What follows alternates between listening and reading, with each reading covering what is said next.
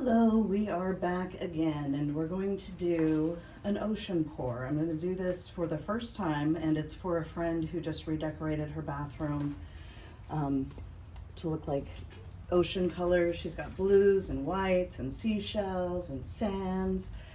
And like I said, I've never done this kind of pour before. So let's talk about what it's like to do something you've never done before. It's kind of terrifying, right? You see all these YouTubes and you see all these examples of people's art that are just beautiful, and you're like, oh my gosh, I could never make anything like that. And to a certain extent, you're right. You're not going to make anything that looks like anything that anybody else has ever done because it's art. And if you let that stop you, if you let that anxiety stop you from creating, then there's going to be less art in the world. And I don't know, in my opinion, I don't think that's a good thing. I think that there should be more art and that it shouldn't all be the classic definition of perfect. We aren't all art school graduates.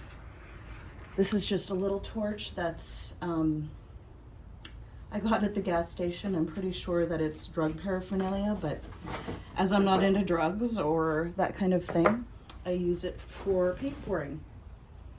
So what I did was I mixed a light yellow with some white, and then I mixed some gold with white to make the darker, wetter sand. So we're going to start here with the deeper ocean, this deep blue.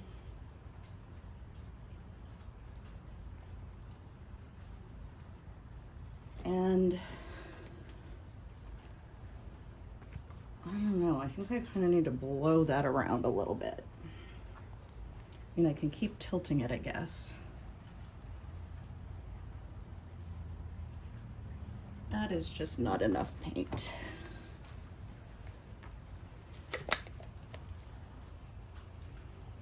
So you just keep doing it until it feels like, I don't know, something that somebody could appreciate. It doesn't have to meet anybody's standards but your own.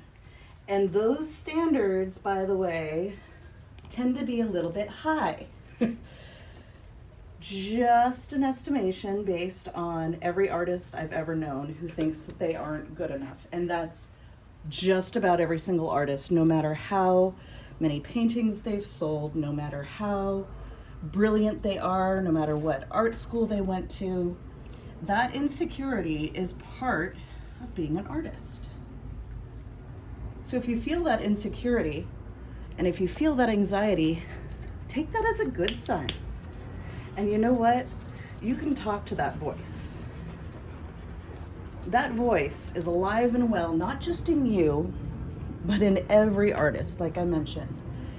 And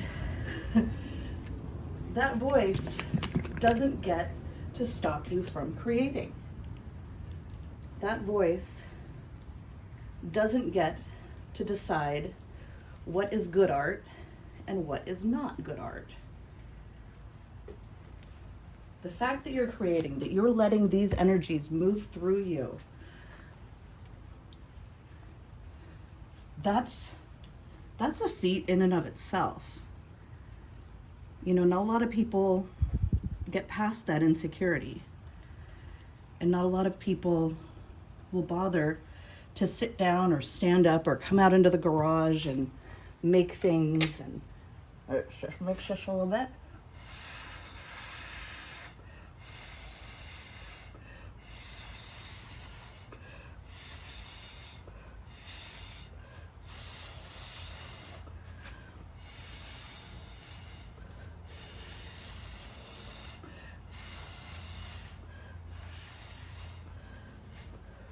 We're going to do more mixing as we go on.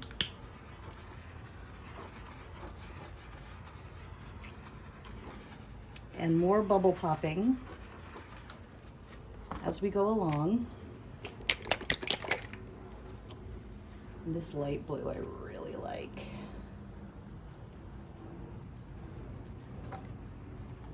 Let's just take the lid off and pour some because you don't need no stinking lids. We're pour painting. Let's pour, not squeeze. Anyway, back to it. Talking to that voice. Talking to that inner voice that says, you're not good enough. There are people out there who are so much better than you. It's not coming out like you wanted it to. Sure, that might all be true in your mind, but what can you do? What can you do anyway? You can tell that voice, I hear you. Thank you, and thank you for, you can thank that voice for getting you out of some situations in the past that maybe you shouldn't have been in, like driving a car before you knew how, like taking a medical school examination when you haven't ever studied. Those are the kind of things that that voice is good for. So you can acknowledge it. Just say, thank you, voice. Thank you, voice. But right now, we're making art. We're not saving people's lives. Except maybe our own, as far as sanity goes.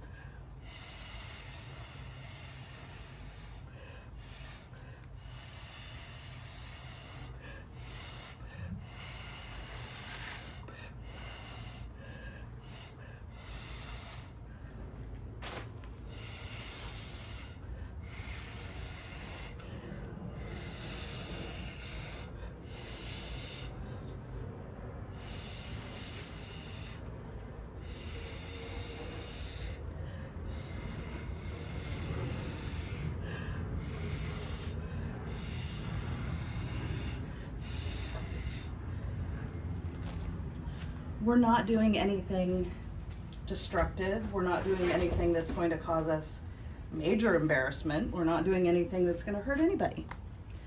We're creating. So you just tell that voice, thank you. Thank you for being there. Thank you for helping me in the past. Right now, what you're saying, and it is valid what you're saying, and I appreciate that voice, but right now, we're going to do an ocean pour. We're going to do something we've never done before. And your voice just isn't needed right now. And one of the things that I think you'll find may shock you is that once you acknowledge that voice, once you acknowledge that anxiety, it's not going to go away. It's going to get quieter. It's going to be like, okay, I've been acknowledged. I've been acknowledged, and I feel like I've done my job, and then it's going to get quiet. But if you don't acknowledge it,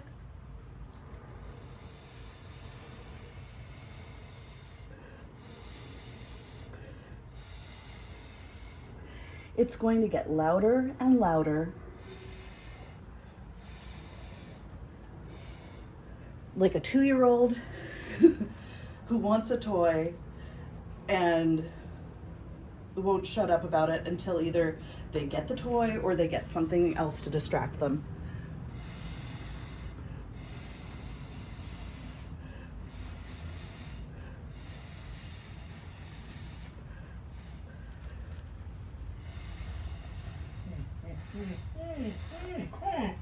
Speaking of 2-year-olds, that's my almost 2-year-old husky that you may hear squeaking.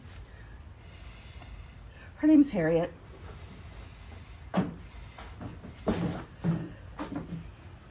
She is also insistent on just about everything.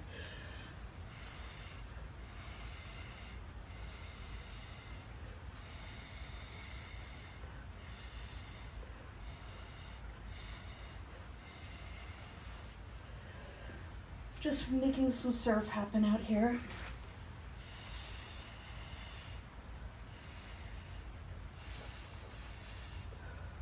We're trying to. It looks like this light green is a little bit heavy. So the white is sinking down into it.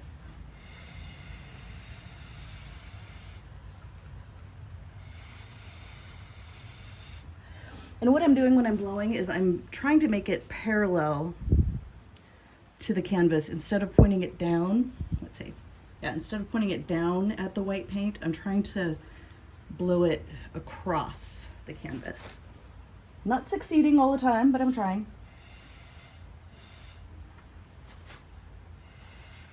Let's see.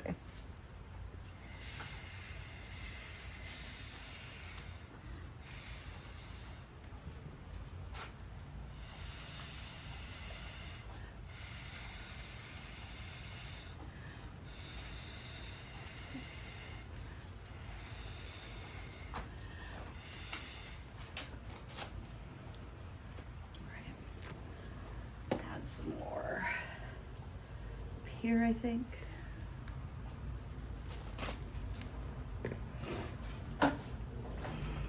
Sorry about my head getting in the way here.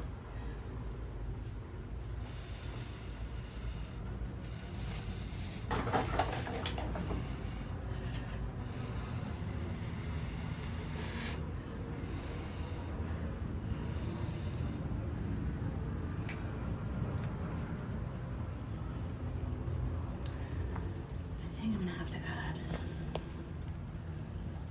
here and a little bit here.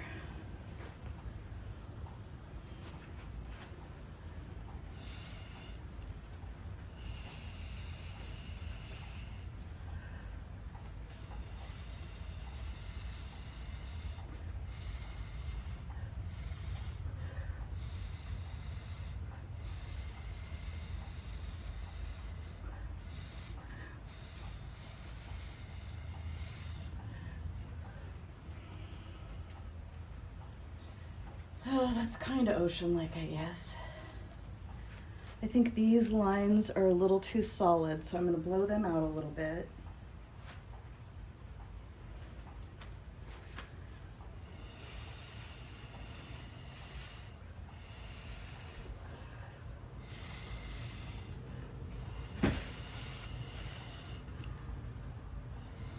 Those lines are okay. I'm kind of happy with this part, except here.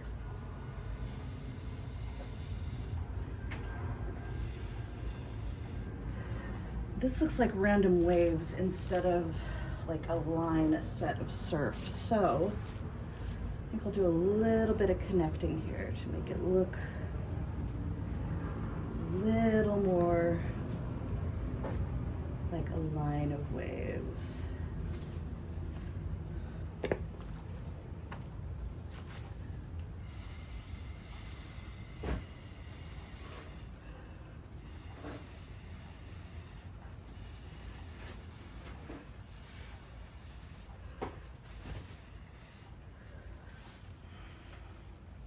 Oh, forgot to blow this out.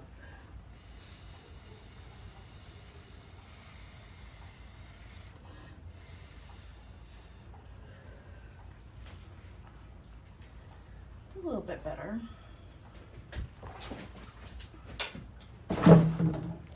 I'm not super happy with the sand area. I think I messed up there. I wonder if I have any more of the stuff mixed. A little bit, let's see.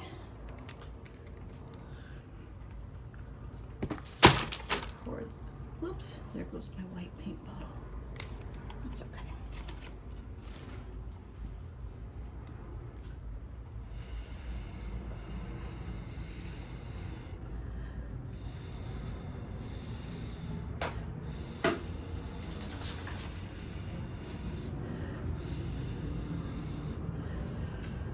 So see, even if you mess up, even if you don't like something, you can fix it. And again, it's not life or death. It's not life or death. It's just, well, for me, it's just fun in the garage. And occasionally, I'll either give it as a gift or I've sold quite a few paintings. You don't have to. It's just fun. And if you let a little voice in your head stop you from having fun, you're not gonna have any fun. Who wants to not have fun? Even those old like 80s dating videos, they all say, I like having fun. Why, yes, I enjoy fun.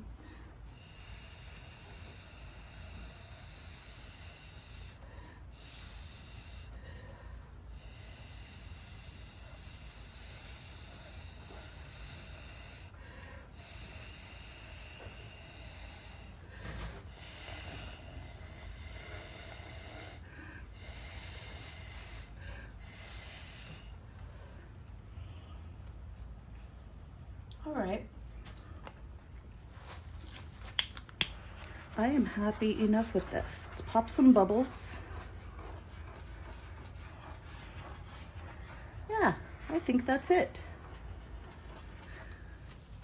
My first ocean pour.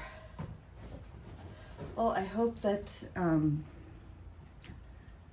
you enjoyed this video and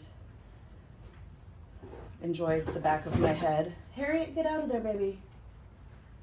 Harriet's shopping in the boxes in my garage. And yeah, as you can see from my workspace, like, you do not need a dedicated like studio. I've got this total chaos, but it works. Look, painting. And I've got like 100 of them. So just get out there and paint. Get wherever you are, just make something, just create. And that applies to all arts, not just painting. Thank you for watching. Feel free to subscribe. I'm going to do my best to keep these coming, and I'll try not to get too preachy with my caring for the artist's mind so much. So take care. Thank you for watching.